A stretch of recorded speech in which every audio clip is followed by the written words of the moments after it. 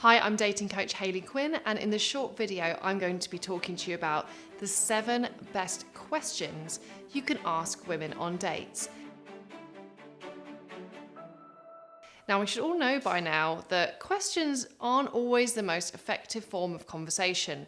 In fact, if on a lot of your dates, you default to saying, "So, what do you do for work? So, what are you up to this weekend?" Your conversations can feel really boring, too generic, and it can be very hard to actually build a genuine connection with her. However, not all questions are evil, so in this video, I'm going to be giving you 7 of my favorite questions, which will help you to establish a deeper emotional connection to her. My first question is for you to ask, so what's on your bucket list? So any question which takes us outside of the here and now and really helps us to expand into an imaginary or hypothetical future is actually really good because it enables people the space to be really creative. It also gives you the opportunity to share what are some values that are really important to you, to talk about what you're passionate about, to talk about your dreams and wishes.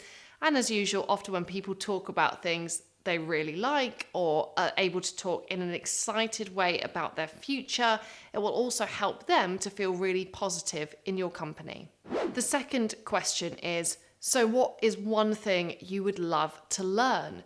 Now, this question is quite cool and kind of sneaky because it's almost putting it over to them that there's an expectation that you have that you are attracted to people who are open-minded enough to want to challenge themselves, to learn new things. And if she was like, oh, nothing really, and she doesn't put any effort into engaging with an answer with you, that shouldn't be so attractive to you. Instead, you're looking out for people when you ask these questions who really make that effort to impress and use this as an opportunity to open up about what's really important to them. My third question is to ask, what's one thing you would never have guessed about them? Now, this is great because if she responds with an anecdote that's really funny or really quirky or really weird, or that's kind of sexy, it gives her an opportunity here to direct the conversation towards the space she wants to go into. So if she wants to make things more flirty, this is a pretty good opportunity for her to do that.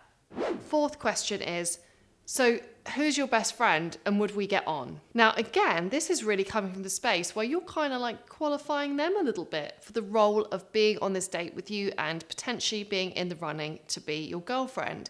You're also checking out what her social support network is like. This is really valuable for someone to bring into a relationship because remember, when we form a relationship, all of our needs can't possibly be met by the person we're in a relationship with. We need friends, we need family, we need good co-workers, we need other people around us to really support us.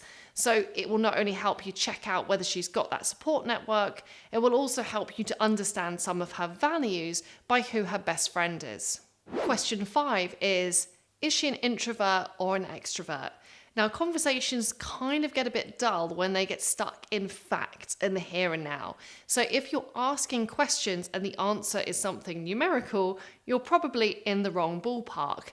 If you're asking questions about her personality and how she shows up in the world, you're on a much better track and she'll end up leaving that conversation feeling much more understood and much more emotionally invested in that interaction. My 6th question is to ask, do you think you would have clicked if you'd have met 5 years ago or 5 years into the future?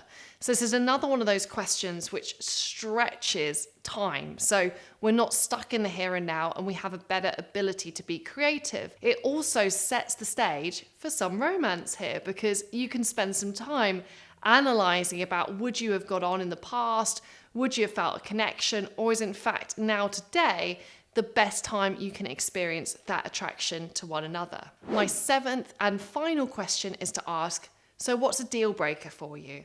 This is again an important question that you can ask which checks out how she operates in relationships. It's about her understanding what's really important to her and what some of her values are around things. Now, it's a really lovely experience to feel like someone is open to listening to what your values are. It also enables you to understand a little bit about what's important to her in relationships. Because remember, when you are on dates, it's not like, how do I impress her? It's like, How can I be more authentic? And encourage her to do the same so we can work out whether there could potentially be a connection here.